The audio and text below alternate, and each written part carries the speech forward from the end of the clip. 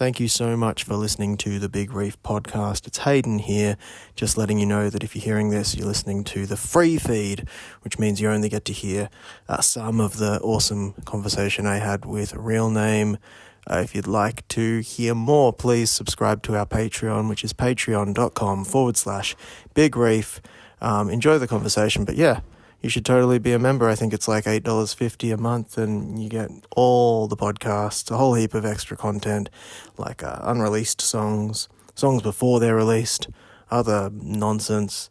But at the end of the day, the best thing you get is the feeling that you're supporting a project that's worthwhile. So please enjoy this chat I had with Realname. Welcome to the Big Reef Podcast. We're here, we're live, we're at the Old Canberra Inn once again, and last time I came here and recorded a podcast, I did not get a free beer, but I am pleased to report that my first beer here tonight was free, so thank you very much to the Old Canberra Inn. Come on down and check it out.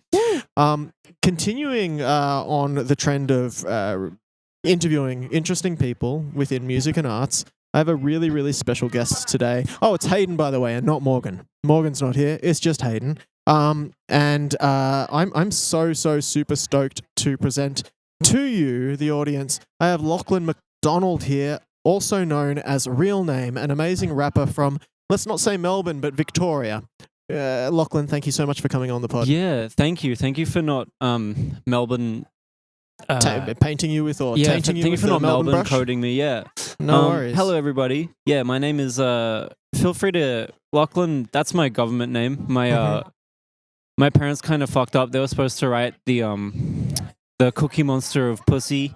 Okay, the Cookie Monster of Pussy? Yeah. Okay, cool. I'm going to take the beanie off so I can hear you a bit better. No, that's fine. Are we allowed to swear on this thing? Yes, absolutely. Sweet. So I can say stuff like, I'm about to go piranha mode on that dick? Yes. Okay, sick. I'm really Not that I looking forward would. to you using that phrase in context later too. Yeah, well, I just need to know. Yeah, no, you're totally within your rights to do that. Thank you. Lachlan, you find yourself in Canberra. I know you're helping out with running some stalls in Hague Park. Yeah. Tomorrow or something like that. So it's no shows though this weekend. No shows. Just helping my partner, my lovely girlfriend, do a handmade market. I want to take back just the last 70 words I said. I don't actually talk like that. I don't say pussy. I don't say dick. Really? Yeah, this is just nervous I energy. have on the record you saying both of those words though, so I totally believe That's you. AI, man. Oh, okay. It's All right, AI. good to know. Lachlan, you've done some amazing stuff, man. Morgan and I have had you up in Canberra 2 times, I think, to play a show with you.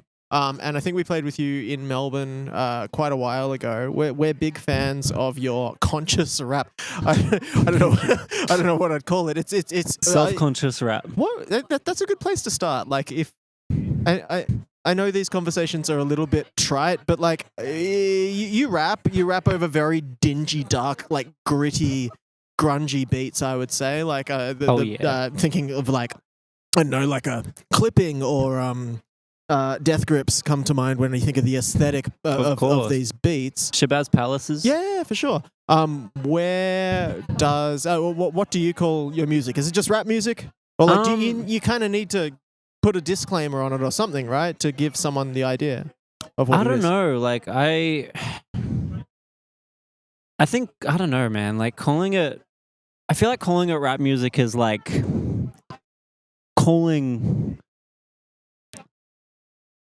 porn sex in that I think I'm just so detached from the I don't even think I'm a musician. I tell people about the way I write, and I don't think I'm a songwriter.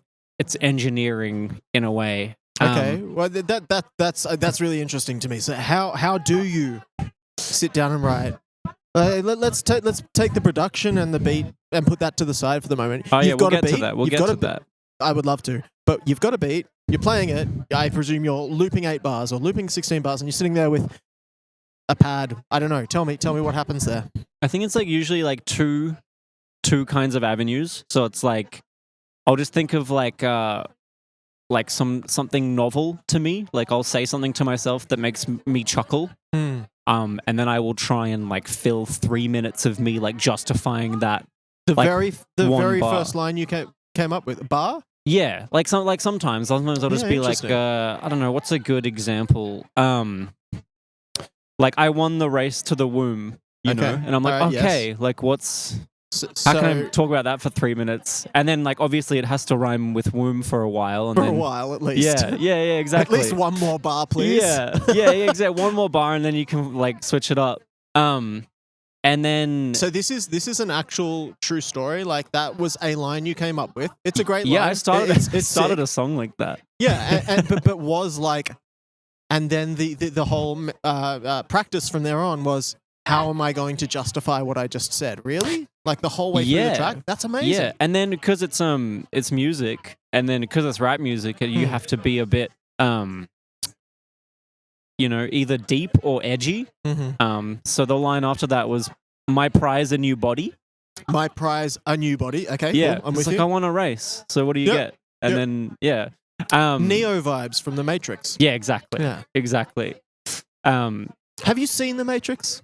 Great movie. Yeah, I've seen. I'm sorry. Go on. I've seen I've seen The Matrix. I stuck around for the end credits. Nice. They didn't really they didn't show end credits scenes, post credit scenes. No, there were no bloopers at the end. Yeah, there was no bloopers. I want to see I want to see Neo like, you know, freeze the bullets and then actually get shot in the face, and he's like, oh, didn't force push hard enough. Yeah. And then there's the really boring way, like the other way, all right, which I hate. Well, I don't hate, but like it's much less fun. But it's like it's just the AI, the prompt where I'll be like, oh, what rhymes with this? And I'll just think of like 1,000 things that rhyme with this, and then I'll be like, oh fuck, now it needs So you reverse engineer the line from that single word? Pretty much. Like I remember, you know, you just think of like I don't know, shoestring. Be like, all right, well, what rhymes with shoestring? And then I'll sit there, you know, I will nearly die in a car crash because I'm trying to write like, oh, poo stinks. Right, yeah. And then I have a beat, and then I'm like, all right, well, now it needs a theme. What's the story about? Do all of your works have like a narrative through line, or do they have like a general concept behind them? Because look, so. I don't want to offend here. Please, I'm sorry if I do, but like a lot of what I hear you do sounds really stream of consciousness, like Ghostface style. Like it just kind of like, and I find that really, really, I love that about what you do. Oh fuck but it's thank interesting to hear that like there's often there's an overall premise that you're trying to get out through each piece. Yeah, I don't like marry it like too hard. As far as I'm concerned, if you like, if there's two things you reference, like if you reference the same thing twice, then the song is about that. The song's about like, I was late to work, and then you can talk for like 45 minutes about. And your songs are 45 minutes. Yeah, they are. Well, they actually are. I feel like that's my only strength. I feel like a lot of my bars and my verses, I can't stand if I only listen to the first quarter of it. Right. Or the first half of it. I feel like there's a strength in going on and just like a huge tangent. And then by the time it ends, you're like, huh, he really did rap. Yeah, right. Yeah. But yeah, I don't get too married to like concepts, and I think I'm just lucky enough that like the brand or like the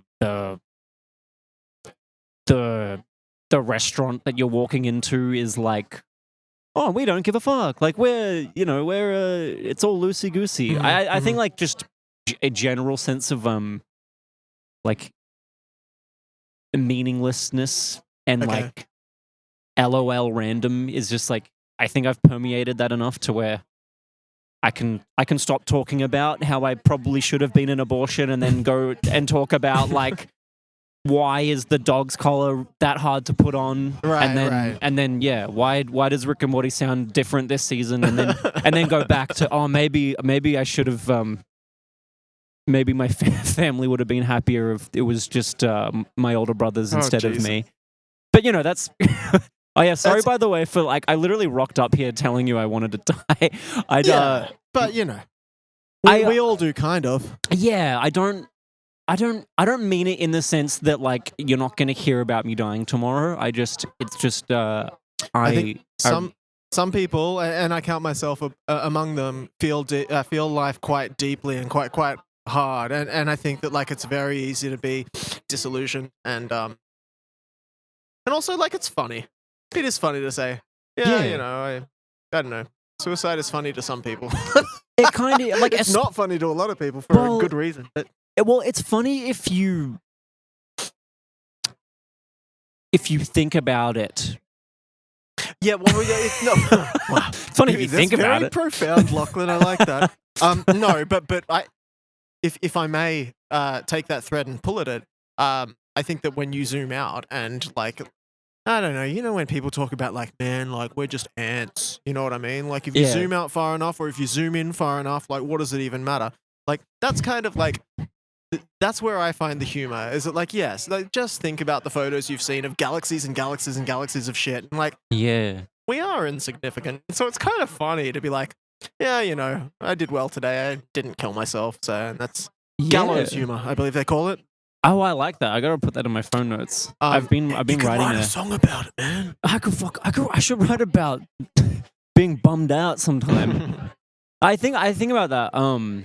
Like if you could sit down with a germ, right, and if the germ could contemplate how big the universe is, and if the germ could have like a shitty day.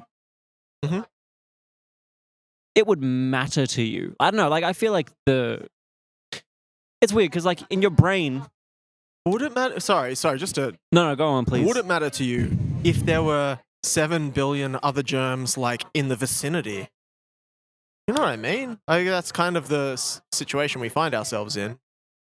Well, I was kind of thinking about this a lot, like lately. In that, like, when I'm driving and someone cuts me off, I'm like, if I see a truck fucking wipe you out right now, I'm gonna laugh. Like, I don't give a fuck. I want everybody to die. And like, I generally have this like outward automatic like lack of care for life. However, the moment I'm like sitting down with someone and I'm like talking to them, I'm like, fuck, I would dive in front of a bullet for you. And like, I get mad because I'm like, people keep tricking me into caring about them. I keep getting tricked into valuing life, which makes it hard to just be angry at everything and want everything to end. So it's like, do you have childhood trauma? Yeah. That's. I lost all my baby teeth, man. Good bit. That's a fantastic aversion technique right there. And then these fucking new things came in, and it all changed. That wasn't comfy. I don't know. I think I relate. Let's leave it there. Tons. I do want to talk more. I want to talk more about this because it's good getting into your psyche and getting into the artistic process. I was very, very interested to hear how you write. But I have a lot of stuff that I want to talk to you about as well. Thank you. I mean, thank you just for. It's nice to rant, you know. I love it when someone rants and I can actually connect to it too. And I'm just like, and I'm not like, fucking shit. This is the reason they shouldn't have updated LinkedIn. You see, when I talk about my career for the last 15 years on LinkedIn and they changed the color of the text, my LinkedIn is fucked. Yeah. Okay. So great podcast. Thanks for coming on. No.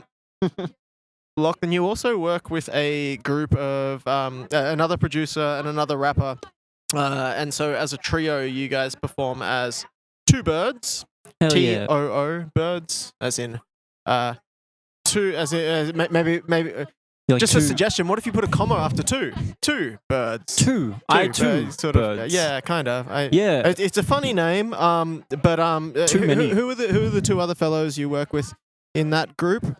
We got Mr. Society, who I think is just I think his name's Society now. Okay. Drop the Mister. Yeah, drop the Mister. I think it's 2024. We don't need to talk about the first two letters. Makes him a little bit more mysterious. Yeah. Okay, so Society. Oh yeah, so he met him in high school. He is just like a freak, like rat on a treadmill at making like beats. The beats are sick. I'm a huge fan of Two Birds, as I am of your own work, Lachlan. Thank you. But the production in Two Birds, I do wonder whether some of your solo stuff is also produced by this guy. Yeah, 100%. It is? Okay, yeah. Well, not 100% of the solo stuff. I hear you. Yeah, because the aesthetics there, it is this dingy sort of like low bit rate, sort of stretched out, like grimy rap beats. Amazing production. Yeah, it's like very interesting as well. I feel like he's not really thinking too much about structure in a typical. We've got to have 32 bars here and then a hook and then another. Yeah, not at all. Like progressive. That's his like. I think he tends to. Like that's the alarm that goes off in his head at the end of like a session. He'll be like, fuck, we should probably like structure this. But yeah, he tends to just like paint a really like beautiful sort of train wreck. Right. And I think like circling back to like why my beats are dark and dirty, it's like he started recording me rapping in high school, and I was like, I wanted to be Pez. Yeah, I can't wait to talk about this as well. This is on the list. I know this. Just in like, we don't know each other fantastically, but I know that we've got to dive into like, I loved the Hilltops, I loved Pez, Elephant Tracks, man, that was my shit. Like, we're gonna have that conversation. Don't worry. We shall. But he essentially, like, he stopped me. He put his hand on my chest and said, and just said, stop. He's like, you need to do this. You need to rap on this. And I was like, this is so unappealing. I was like, this is my. So what he was showing you weren't into? Yeah, I was like, my brothers aren't gonna drink a VB to this, Yeah. And he was like, well, then I'm not gonna record you anymore. And I was like, all right, well, I guess I should. I guess I'll keep doing it because I need a producer. You say that's funny. Is that a legit thing? It was like, was there an ultimatum on the table at one point, or was it kind of like? Kind of. No, well, he gave me some runway. He actually recorded. I'll show you sometime. He recorded for me like 2 albums of just shit I wanted. And like he would even sit there and make the beat. I'd be like, can you loop this guitar sample? Can you tell me what name you went under and if it's online? Yeah, I think oh my god, okay. Actually, anybody has free reign to this. YouTube, no spaces, Come On My Dick Records. Hell yeah. Fuck yes. And there's just this like it's bad. It's so bad. I bet. It is so bad. But who cares? How old were you at this time? Fuck. It was 20. My Dick Records. I'm a huge fan of. I want that Lachlan on the pod. I tried to intro like that, but see that I called it that because I was like being true to yourself. I called it that so I would never tell anyone about it. Mm-hmm. But you gotta betray thyself for sure. That's every character arc ever, right? Oh, I should disagree with the first version of what I was thinking. No, to me it sounds like you weren't being true to yourself and thought you knew which path to go down to, and you slowly realized that actually this is not. Come on my dick records is not the vibe. Well, yeah, I reckon one day if I get that fucking if the ABC Australia, if the government's like, you know what, kid, I don't know what it is, but you got it. Here's $1 million. They'll be like, all right, Come On My Dick Records. Everybody, like, let's do it. But anyway, so. Sorry, you were telling me about how there was kind of an ultimatum, or like a soft ultimatum. Yeah, but he Mr. Society, he bared with me, and he made some some high school Aussie rap with me. Yeah. Can I get I don't want to age you, but like what year would this have been? Well, it was 2012 because I remember literally rhyming like, yeah, 2012, like the year the world's ending just happens to be the year that I start rapping, like. Okay, yeah, I don't think 12 and rapping rhyme though. Did I miss the 12? I'm going to North Pole to fuck the elves up. There we go, somewhere in there. Yeah. Thank you. Yeah. So I was like, fuck what? Like end of high school, so like 17, 18. Yep. And then I could just see Mr. Society like shrivel up over the course of these albums. What was he listening to? And what were you listening to? Well, I was just listening to like literally what we're talking about, like Fundamentals, TZU, Hilltop. Well, I don't know. Not so much. Hilltop was always kind of pissed me off, but yeah, Tall Poppy Syndrome. Yeah. But like literally just like if I heard it, like I remember hearing Rapunzel by Draft on the radio, and I was like, soft spot for Draft over here. In Canberra? No, me personally. Yeah, the hits that he had around those times. Yeah. Guy can rap. He can. It's a shame that we all rap like this here, though. Yeah, I know. He definitely can, but it's too easy to make fun of him. I feel like it's just it's too easy to make fun of.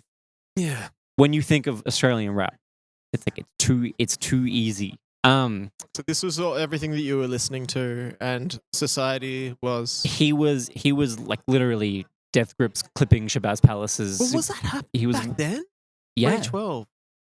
Yeah, I mean, I think it was like just burgeoning. Kicking like off, the Reddit was swelling up. You got to listen to this yelling band. And he'd show it to me, and I'd be like, "This isn't fucking music. They're breaking all the rules." And he'd be like, "That's what you're supposed to do." And then it was like a. Were you both in Beechworth at this time? No, you were both in Melbourne. I've only been in Beechworth for like 2 years. Okay, We're all Melbourne. We're Southeast Melbourne boys. Southeast. Yeah, so like, Southland in like Cheltenham. No, so when I lived in Melbourne, I only ever lived in the West. I was there for 10 years. But Footscray. Sorry, Footscray. Yeah, I lived in Footscray for the longest time until it gentrified, and then like I just got pushed out to Point Cook, and I'm like, fuck this, I'm going back to Canberra. Were you gay? Yes, no, for a little while. Well, I was literally on my way here. I was like, oh, this is my talking point, so I was gonna write down on my phone. So, what made you decide to be born in Canberra? Yeah, I thought about it for a while. But were you born in Canberra? I was born in Canberra. Okay. Yeah, because I thought you just gave me like a plot twist. Like no, I was born in Canberra, and at 19, I mean, I've been obsessed with it forever. And everyone told you, well, Sydney's the business music city, and Melbourne's the creative music city. So you got to move to Melbourne if you're a creator, and Sydney if you're a industry. Yeah, I feel like all the managers are born in Sydney, right? And then all of the this is bullshit. I feel like I'm gonna get glassed in Sydney for saying this. There might be something to this, maybe. Well, I don't know. Like every time I go to Sydney, everyone's like got this like fantastic like industry lingo between them, and then every time I go to Melbourne, everyone's like, "Oh, my chai tea's burnt." Bro, there is a genuine difference between the two cities. I like Sydney better. I think that like, whilst I find because the industry. Sydney's LA, Melbourne is New York. I'll die on that hill. I don't know, man. Tasmania is and we'll talk about Tasmania later. Yeah, please. I would love to talk. But what is it, please? I forget. You know what it is? It's Oregon. What's the hippie city in Oregon? Cleveland? I don't know. They've got too many states. There was a whole sketch show about it. Oh, Portland. Yeah, I feel like Hobart is I can't wait to talk about Tassie because I just went there the first time last week. Yeah. And I'm starting to feel like it was just like a North Korea propaganda experience. And like the moment I left, all the walls fell down and everyone's like, get back to work. If you like Beechworth, Tasmania is the place for you. I loved it, although I don't like place. Beechworth anymore. I'm sick of small towns. Yeah, I miss the threat of being glassed the moment I step off the tram. It doesn't happen in Melbourne. Yeah, maybe in occasionally. Footscray 10 years ago or 15 years ago now. No, it's popping off in Melbourne. Like for real. Yeah, like came across that kind of stuff. It's hot. It's hot in Melbourne, and I feel like it's just getting worse. Like even in like nice areas, I feel like riot mode is boiling. Right, like no one can afford like Tic Tacs like $6 for a box of Tic Tacs. Yeah, fair enough. So it's like everyone's like even the dude who like graduated, all their family members are still alive and they live in a nice house. Even they're about to glass somebody, you know? I don't have the knowledge right now. Like I speak a lot of the time about understanding that city. And I only left there 5 years ago, but the thing about it is that like I left just before that pandemic hit. God damn it. I'm so glad I got out of there before that hit. Yeah, like I think it was a good year, but so much changed over that little period there that I think it's probably a very different city to what it was. As far as I know, it's just gotten more hostile. Yeah, for real. That's what I've heard. Because I left like as it started. That's when I became mountain man. Do you have like ties in Beechworth, or you just like, fuck it, let's go out there? No, that's just where my partner lived. She grew up in Beechworth. So she moved there during the pandemic, and I was like, well, I don't know, I'm allowed to leave the house for 20 minutes a day, and it's just a big empty like library of concrete slabs, and I'm like, fuck it, let's go move. People were like walking their dogs in Beechworth. People were still getting coffee, and I was like, oh, I can still pretend there's a society. Canberra did pretty well through the pandemic. We had a couple of lockdowns, but I have a lot of friends in Melbourne, obviously, and they had a hard time. Okay, good. So you're in the eastern suburbs, down near Cheltenham, I think it was. You're working with Society. You guys are making beats. You're making. Let's fast forward a little bit to forming a crew. I forget his name. Teether, yeah. Teether is another rapper in Two Birds. Yeah. When did the three of you come together? I remember, like, I used to go to Mr. Society's house, and like we were still all high school boys. I just remember going there one day, and Teether was leaving. Okay, interesting. So Teether, like ships in the night. Yeah, I think they went to like the same TAFE together or something, like for music production. And like I think one time Riley just walked up to Teether and like reveal his name is Riley. Oh yeah, fuck. Sorry, Mr. Society. Riley. Sorry, Society. And then he was just like you know, they're in a music making course, and he was hanging out with me, who was a prolific high school rapper at the time. And he was like, "Do you rap?" And then Teether was just like, "Oh, I do happen to rap." And he was making like, he was really into like Milo and fucking like Billy Woods, like all these like, you know, quiet New York. I don't know him either. I just got like a very knowing look from like a dude that it's Rick. Hey dude. Hey man. That took me 20 seconds to realize who you were. Hey. Howdy, Rick. Yeah, good. How are you? Yeah. Sorry. Hell yeah. OG. Sorry. No, we love Rick. Sorry, Lachlan. Old Canberra promoter from the dubstep days. Oh my god. To think that there were people promoting dubstep. They were. He ran a club here. What were we talking about? Bubbles. No, hang on. You said something that I really wanted to jump on. So they were meeting at the TAFE, and Teether was into Milo. You're not talking about the dance music producer, Milo. No. Milo, like, I think he made he also went under Clem's Casino. Milo. Oh yeah. Yeah. He went. He is. This, yeah, he is Clem's Casino. Why would I know Milo and not Clem? Well, maybe I'm like, Clem's Casino is definitely the bigger name in my mind, but yeah. Anyhow, Milo might be his just name, or maybe they could be two different dudes. Like my like lore is like so scrambled these days, but Teether was super into those dudes. Yep. And so he was making like very quiet, like well paced Cloudrap. Yeah, Cloudrap, very like just like, you know, deep dark slow poetry. And I was like, yeah, everybody get your goon sack out. We're about to have some goon sack now. And then I remember one time I messaged him, and I was like, man, I'm so fucking high right now. I'm so sorry to be messaging you, but I love your music. And he's like, oh my God, I'm so high as well. I love your music too.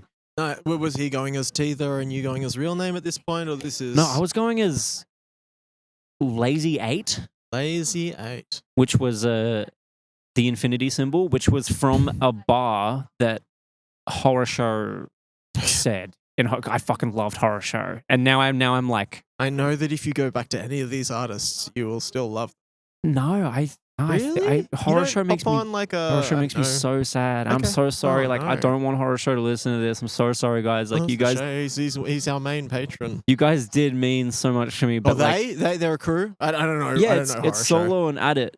Although Adit left now, so I think it's just Solo. But Solo's got to be Horror Show. That's an apt name for the other guy leaving, Solo.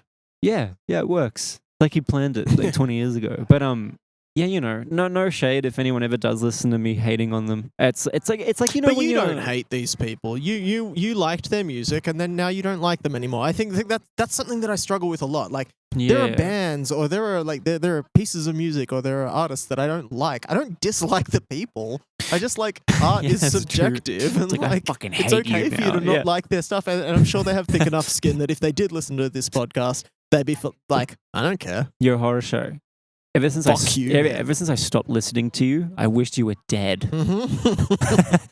That's something that they might take issue with. But it's a I mean, it's a migration thing, right? Like you're supposed to leave the cesspit that you're born into. It's like you could be born outside Disneyland. You're still gonna want to end up. Oh, I just want to move to Hobart. I just want to fucking clean the boats in Hobart. So it's like, I feel like, I mean, there's a psychological thing. Like you're supposed to, around 19, you start just hating your parents because you have to like become the opposite of the thing that was responsible for you being. So it's like, yeah. I feel like, and especially as an artist, it's weird. I feel like a lot of high school friendships don't last because people like love each other, and then there's this weird thing where it's like, oh, but I have to be me, so therefore I have to be the opposite of you. Right. And then so fuck Horror Show. Right. Fuck TZU. Uh-huh. I don't know, like yeah. Fuck I death relate. groups. But so the three of you, how does that conversation ever come up where like, let's try and do 3 of us rather than just, because Teether's working with Society. Yeah, or well, Ruben or whatever the fuck his government name is. We just came like Society would come to my house every week, or I'd go to his, and then one time we were together. We're working on we were starting to work on a new album. And then Society was like, "Oh, I invited Teether over," and then Teether came over, and then it was just too easy to make music. It was just sick. like as a trio, it was just like, like, oh my god, like we're not trying anymore. And then like that day we made a song. We went to the roof of Southland, which is just a Westfield in Cheltenham. The one with the it's like a bridge that goes over the highway. Yeah. I know that one. Hell yeah, that one. I know the East. Yeah, that is like that building is my 8 Mile road for real. But yeah, we went and filmed a music video there, and then came back to the house in the Southland. Yeah. Well, on top of Southland, and then on the roof. How'd you get up onto the roof? You guys are some criminals. Oh, we're just in the car parks. But although gotcha. It is, we did get onto the roof a few times. I used to sneak out at like 12 a.m. and like push a trolley up against the fucking car park wall and get onto the abseils and all that. Very cool. But yeah, we filmed a video, went back home. I started editing it. We made an Instagram. We came up with the band name, and then what year was that? 2016. Oh, 2016. So this has been a long. Yeah, it's been what's 2016? Because I think if I look at like your Spotify, you have a release. Is that incorrect or 2? We've got 3. Nah, hold on. So there's one on band. We buried our first album. Because there's literally like. You say the N-word in every song. I get pretty it. much. Yeah. Well, no, okay. So I know it's 2016 because I have a bar where I'm like, 2016, spitting it pristine. Listen, and like a year after that, I was like, we can't. That can't be public. You can't just be able to listen to me say that. Oh, it's better than worse saying than the N-word. It's okay. worse than the N-word. It's what you can't say. You can't rhyme 16 with pristine. Sure you can. So that's buried. I think it's on Bandcamp. But on Spotify we've got like three albums out. I apologize. Like that. Yeah, that's ignorance on my part. You're I know. fine. I know They your latest. They all blend. Latest thing, and I think it's revisionist history because I think that latest record, Soul of Two Birds, it did well. Oh fuck, we got 4 albums. I forgot about Soul of Two Birds. Yeah, yeah, it did all right. You guys got like I felt like it kind of. Shockwaves were felt around the nation when it dropped. Damn, I hope so. I don't feel like that though. I mean, I feel like it's. I don't know. I'm always gobsmacked because like, it never feels like anything we do leaves our circle of friends. Yeah, and then someone's like, oh, like someone you've never met. It's like, yeah, that's sick. Like that thing you did sick, and I'm like, oh right, this. You're punking me right now. Yeah. I thought Ashton Kutcher was cancelled. Who the fuck hired you? But I can relate. But yeah, no, I think it did well. I think we've just like I guess there's like a very small vein of like experimental rap fans in Australia, and like some of them have found us and apparently listen to it, but that is something that I want to touch on a little bit because it is not your Look, I'll admit I'm not like super in touch with the rap/hip hop. Yeah, fuck them. No. The rap and hip hop industry, for lack of a better term, in Australia at the moment, I certainly like am well disconnected from that in 2024, and I kind of wonder like, what does that look like, or what does that community look like at the moment? Is it you're sort of like, is that Ocker sort of like Pez, Nah. TZU kind of thing still? I mean, they're still selling shows because I like villain mode, like still look them all up, like all the like I'm like, oh, Pez is touring 5 times a day. Yeah, I could be within 5 meters of that cunt, like if I felt like it right now. But I think in general, at the moment, I've post-COVID, like a damn wall broke. Like I always felt like when we were making, intriguing, weird. I know I said that you can swear on this, but the word "damn" with like connotations to hell, I'm extremely religious. Sorry, so you can't say I meant damn. there was no N at the end. Oh, damn! Like water holds. Gotcha. Okay, please go on. No, there's nothing. Every wall you've got to hold water back sometimes. Yeah, for sure. I'm not going to talk about Berlin Wall, one of my favorites. Yeah, I'm not going to talk about walls in vain. Chinese Great Long Big Wall. I think that's what it's called. Yeah, that's a good one. Another huge fan of that one. You can see that. You can actually see that from Spain. That wall. From Spain. Yeah. Did you say Spain? Yeah. Okay, go on.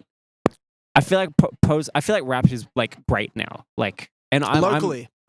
Yeah, well, just everywhere. I feel like for the first time since its conception, I mean, there's been like little flakes of like gold that has aged well, and I could still listen to these days. But I feel like post-COVID, like Australian rap is actually like dignified, like across the board for the first time. Like I feel like all these rappers coming out, and I feel like it's just because like the Pezzas and the Hilltop Hoods I feel like everybody kind of realized.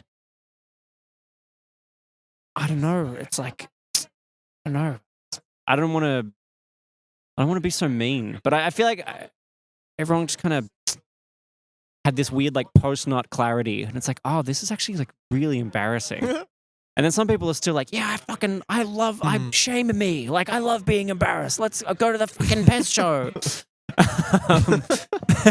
Got a humiliation fetish. Sing that song about the festivals again. Oh, don't. Wait, is that Pez? Yeah, he's literally doing like the festival song tour. No, I actually... Oh, okay, good. Actually, since the get-go, I fucking hated that cunt. No offense. That song is very bad. But I feel like now it's actually people who just aren't just playing Halo. Right. Like Halo in their house. Like I feel like that's where Aussie rap came from, like cunts playing Halo in their house, and then we're like, oh, we could rhyme too. Put on YouTube Nas type beat, YouTube New York boom bap, and then like I feel like type beat didn't exist back then. Maybe it did. Yeah, it probably didn't. Well, it was just every beat was just New York type beat, unless it was can you put on New York type beat but with G funk? But yeah, I don't know. Like, I also don't know what I'm talking about because I've just not have consumed enough. Right, it's media. funny, isn't it? Like once you sort of like find a niche that you really like to occupy, you suddenly realize that you have like dug yourself into a little bit of a bubble, and I also like I feel outdated when I'm playing shows and I'll meet like other artists and shit there. But I feel like Aussie rap got good when it stopped being just white. Okay. And that has happened in the last few years. Like Aussie rap's not just like white guy in the Smokers. Right. Which like I'm technically we're in the Smokers right now. And I'm like I'm the whitest cunt I ever met, but like I'm one of the good ones, you know. I'm like I will kill somebody. I'll kill another white guy right now. Cool, that's sick. I feel like not you, but no. Res Rick. Well, I'm not actually white, so I believe you. I don't. Is that true? Color. I don't know. What skin tone do you think I have? It doesn't matter. Sorry, I dropped my pen. It does matter. It does matter. But it also doesn't. It shouldn't matter, right? It shouldn't. Guys, What would Macklemore I'm do? going to try something a little bit different here, which will save me some editing time. I'd like to just say to all of our listeners, we're having a great chat. This is fantastic. There's so much more to come. And we're going to take a little bit of a break from talking about Lachlan's career and his method behind his art to play an amazing game that is called How Much Are You Like Dr. Dre? So we're going to get into How Much Are You Like Dr. Dre, which is so exciting. But the sad thing is, like, if you're not a subscriber to the Big Reef Patreon, you're not going to hear that. You're going to hear maybe one of the questions in that game, and then this podcast is going to cut out. But what's fantastic about being a free listener right now is that you get to hear the following plugs. So Big Reef, which is a band that I'm in, we're playing a lot of shows. I'm just going to smash through them. Sorry, Lachlan, bear with me. No, I need to know. On July 17th, we're playing at La La La's with a band called Duolog. Fantastic. They're also brothers. That's in Wollongong. And Tom Adamson. On July 26th, we are playing at the Polish Club here in Canberra with a band that I can't remember where they're from, but they're very, very proficient. They're called Thunderfox. August 3rd at the Polo, also with so many bands. Let me run you through them. You've got Sertra. They're releasing their single. You got Kilroy. You got Rental Snake. You got Body Shirt. You got Gia Ransom. You got Stockholm. You've got Theoretical, which I think is meant to be like theoretical, so maybe like theoretical. And then you've got a band called Scrambled. On August 16th, we are playing at Squeaky Clean, who are putting on 8 weeks worth of free music for Canberra punters, filling a space that is sorely needed by the loss of our lovely venue here called Sideway with Kobe Famui. And then on August 24th, we will be back in Wollongong at La La La's with the Tin Knees. Now, I know, Lachlan, I feel like you or Two Birds have something to plug. What would you like to tell the free listeners of our podcast before we roll out? Oh, listen to Two Birds, Toobirds, and listen to Realname. We have so many albums. I could plug so much shit right now that we're doing and gonna do, but we've been doing this stuff for so long that you should just respect the craft and just listen to the backlog. I'm plugging 2016 shit right now. Go back and listen, please. Is it easy? Actually, before we close the before I lower the paywall, before free rise time, the paywall. Yeah. Something I did want to talk to you about is every time I Google you, right? Mm-hmm. And it doesn't happen that frequently. Don't get a big head. But when I do Google you, it's all right. Everybody does it. Everybody Googles me. The times I've like booked you for a show and wanted to be like, all right, Google like real name rapper, Instagram link, so I can like take the URL and like put it into whatever. Yeah. Every time I do that, the first result I get here in Canberra, as someone who doesn't Google you that frequently, shame. I'm sorry, is give me a moment. So every time I Google you, the first result is a article on Tone Deaf. You familiar with Tone Deaf?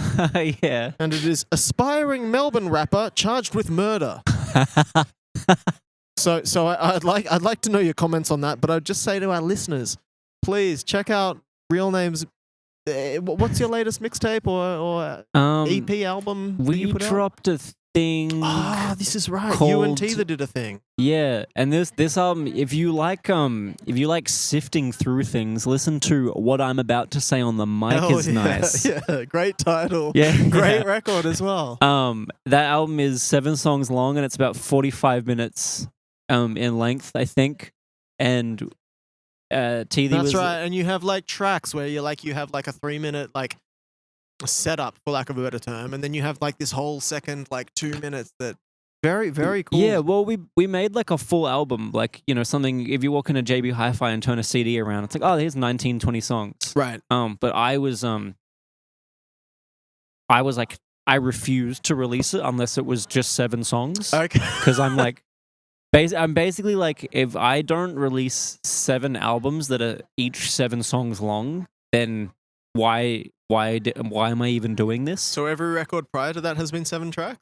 Yeah. And now okay, it's just become this arbitrary, like, if it doesn't if that's not the way it happens, then it's not happening I like at all. that. I like that you're stroking your OCD rather than like denying it, pushing it away. I feel like people with these kinds of compulsions don't get enough credit, or at least haven't been allowed, because basically, like, I feel like if I do make the 7 albums that are 7 songs long, then like something will happen.